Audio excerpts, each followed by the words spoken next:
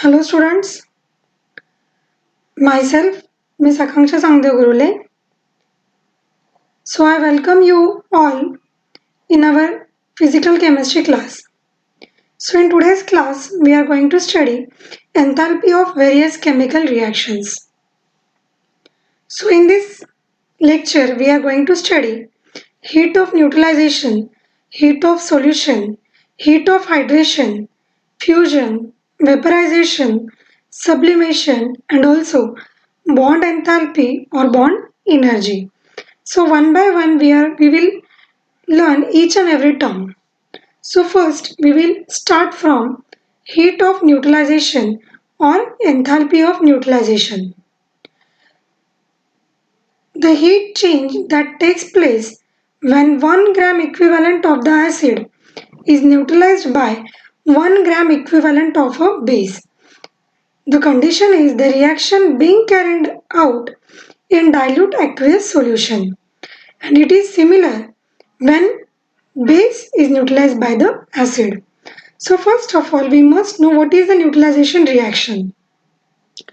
In neutralization reaction, acid reacts with the base to form the salt and water. So here we will take one example in which sodium hydroxide will react with hydrochloric acid to give NaCl as a salt and water. So whatever the heat change that accompanied when an acid is being get neutralized by the base. So for this reaction, heat evolved is 57.1 kilojoule.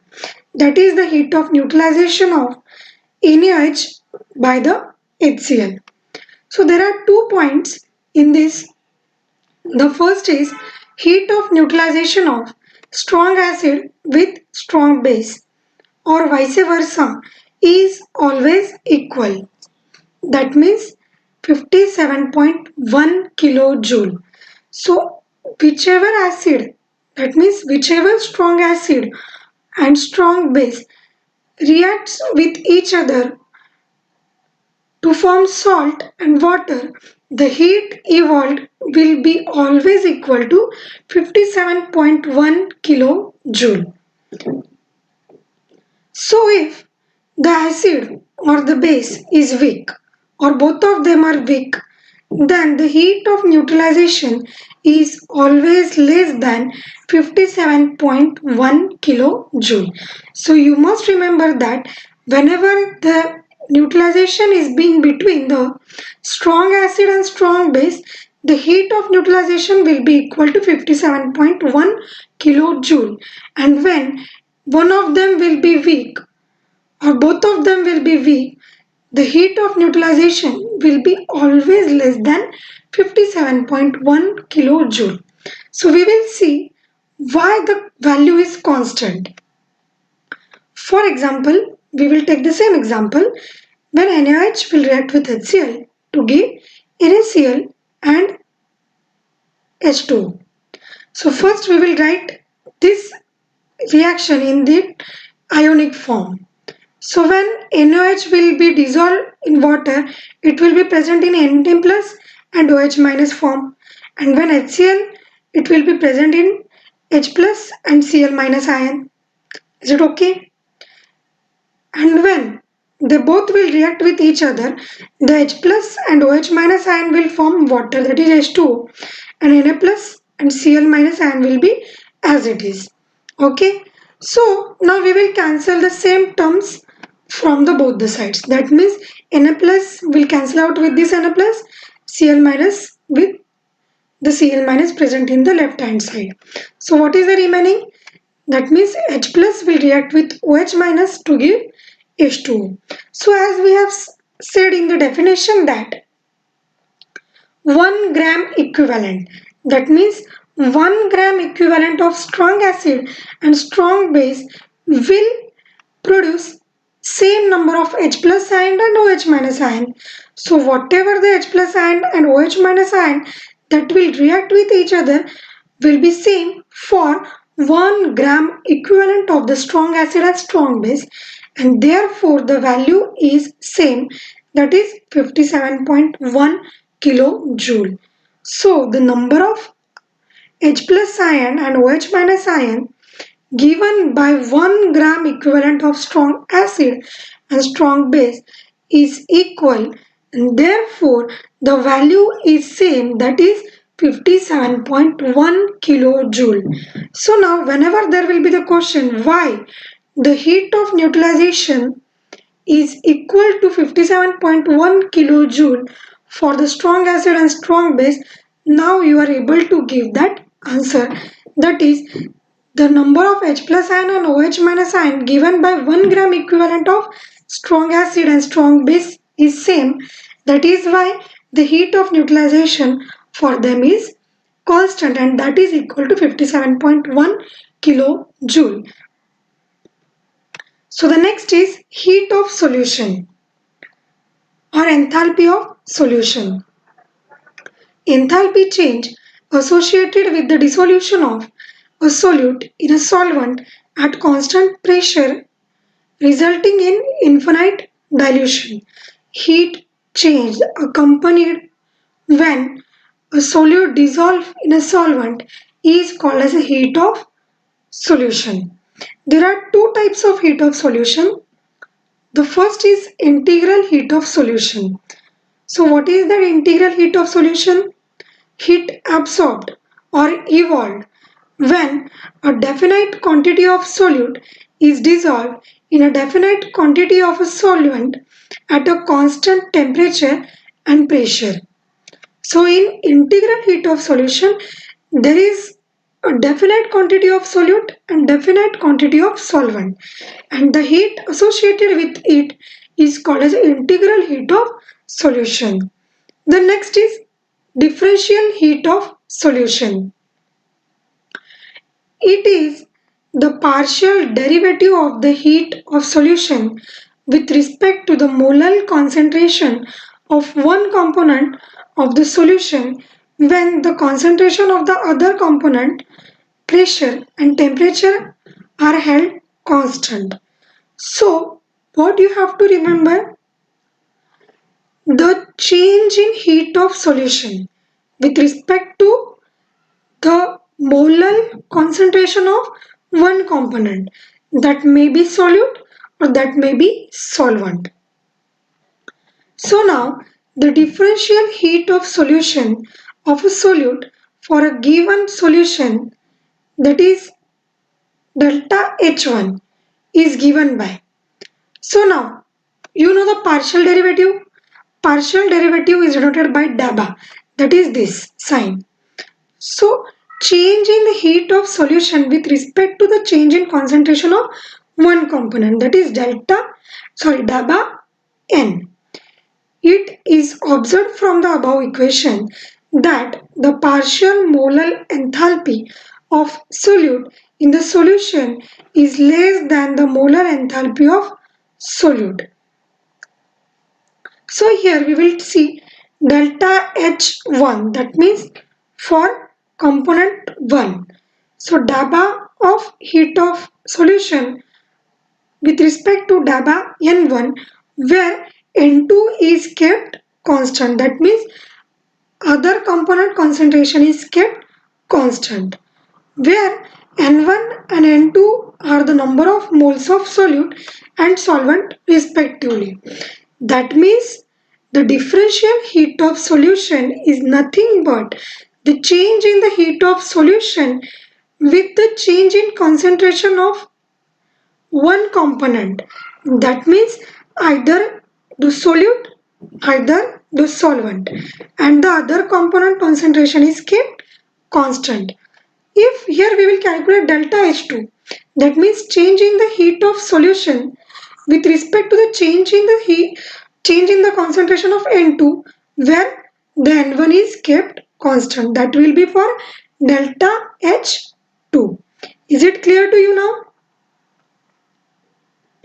So the next we will see one thermochemical equation of heat of solution of KCl and CuSO4 in water.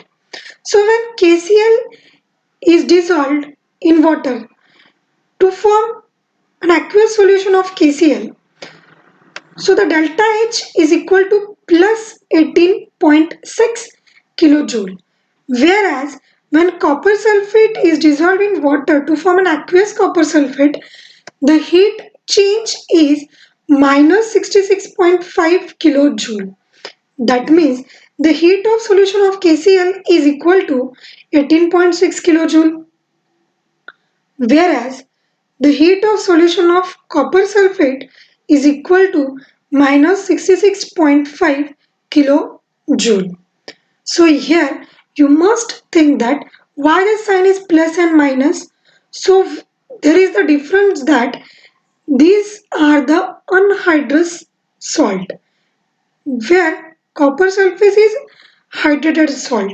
So when the hydrated salt forms its aqueous solution, it releases the heat. Whereas when an anhydrous salt dissolves in a water, the heat is absorbed. Okay. So here salt when present in a hydrated form absorbs heat while dissolution, and when there are anhydrous form the release heat. That means when copper sulfate in hydrated form, that is 5H2O, when dissolved in a water, the heat will be positive. That means when it is present in a hydrated salt, the heat is absorbed, and when it is present in anhydrous form, the heat is evolved.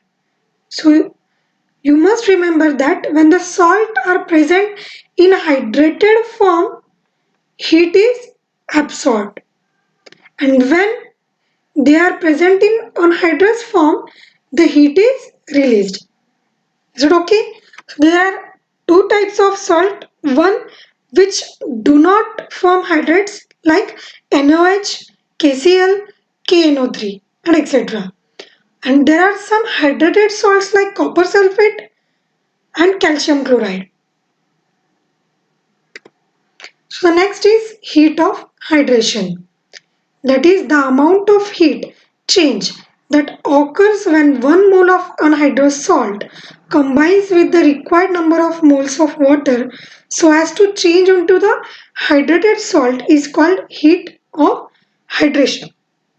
That means when anhydrous salt changes to the hydrated salt, the amount of heat absorbed or released is called a heat of hydration. So here we will take the example of copper sulfate. When copper sulfate reacts with 5 moles of water to form a hydrated form of copper sulfate, the heat released is equal to 78.2 kilojoule, and it is known as heat of hydration. The next term is heat of fusion. The heat of fusion is the heat change that takes place when 1 mole of solid substance changes to its liquid state at its melting point. For example, when ice changes to its liquid state at their melting point, that is 273 Kelvin, heat of fusion is 6.0 kilojoule per mole. That means when ice get converted into water, the heat change accompanied with this reaction is equal to 6.0 kilojoule per mole, and it is known as heat of fusion. The next is heat of vaporization. It is the heat change that takes place when 1 mole of a liquid changes to its gaseous state at its boiling point. Now, when liquid transferred to its gaseous state, that means when water changes to it in the steam form, whatever the change in heat is equal to 40.7 kilojoule, and it is known as heat of vaporization. The next is heat of sublimation. Heat of sublimation of a substance is the heat change that takes place when 1 mole of a solid changes directly into vapor phase at a given temperature below its melting point. So first of all, you must know what is the sublimation process. In sublimation, the solid substance directly gets changes into its gaseous form, and whatever the heat change that occurs during this reaction is known as heat of sublimation. Now when iodine in its solid state changes directly into its gaseous state, the heat change is equal to 62.39 kilojoule. Is it okay to you? The next is bond enthalpy or bond energy. The bond energy of a particular bond is defined as the average amount of energy released when 1 mole of bond are formed from isolated gaseous atom, or the amount of energy required when 1 mole of bond are broken so as to get the separated gaseous atom. That means the amount of heat change when 1 mole of bond is formed, or the amount of heat change when 1 mole of bond are broken is called as bond enthalpy or bond energy. So there are some subpoints. The bond energy for the diatomic molecule. The diatomic molecules like H2 and HCl. That means in that molecule only one bond is present. And the heat change when that one bond is broken or that one bond is formed is known as a bond energy. Okay, and that is also equal to dissociation energy of that molecule. Is it okay? The bond energy for the diatomic molecule like H2, HCl, etc. is equal to the dissociation energy of the molecule. Now for the polyatomic molecules such as CH4. So in methane molecule, there are 4 CH bond. That means whatever the bonds that are present in that molecule, all are equal. The bond energy for the 4 CH bond are different. Therefore, the average value is taken. That means when CH4 and one hydrogen is removed from it to form CH3, that energy is different. When two hydrogens are removed, that energy is different. So whatever the energy that is released during this bond formation, that value is taken and the average value is taken as the bond energy. Heat of the reaction can be calculated from the bond energy data. Till the today's lecture, we know that heat of the reaction can be calculated by using the values of enthalpies of formation of each molecules. Okay, but from this lecture we know that heat of reaction can also be calculated by knowing the value of bond enthalpies of respective bonds. And how it is? It is the summation of bond energy of reactants minus summation of bond energy of product. Is it okay? So this is the table in which there are the values of bond enthalpies or bond energy for the some common bonds. So this is also given in your textbook. So you can refer it or you will have this table with you. Okay. So here we will take one numerical. Calculate the enthalpy change of the reaction. The reaction is H2 reacts with Br2 to give twice HBr.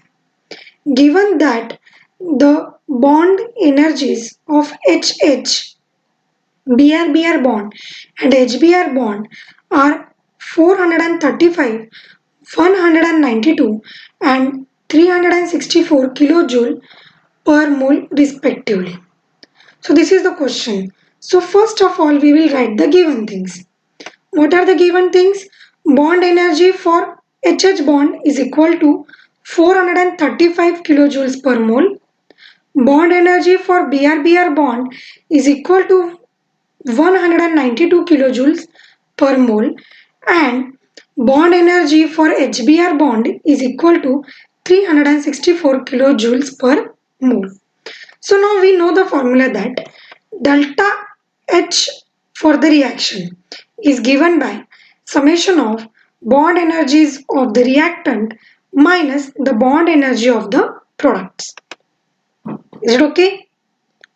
Next. Now putting the values. So first we will see for the reactant terms. So the bond in the reactant, there is one bond of HH, that is bond energy of HH bond plus, why plus? There is a summation bond energy of BR-BR. The bracket complete minus. Now product side, there are two HBr bonds. So 2 into bond energy of HBr bond. So now putting the value. So bond energy of HH is 435. Bond energy of BR-BR bond is 192 minus 2 into bond energy of HBr bond is 364. So now calculating this, addition gives 627 minus 2 into 364 is equal to 728.